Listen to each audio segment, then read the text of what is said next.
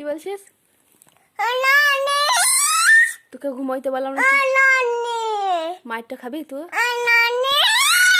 মারটা খাবি না। তাহলে আমার নাম কেন বলছিস? আমি মা হয় না তো? আমি মা হয় না তো? হ্যাঁ, এই মারটা খাবে ও? মারটা খাবি? এই মারটা খাবি? তাহলে আর বলবি আমার নাম? তোর ভয় লাগে না? ভয় লাগে না তোকে?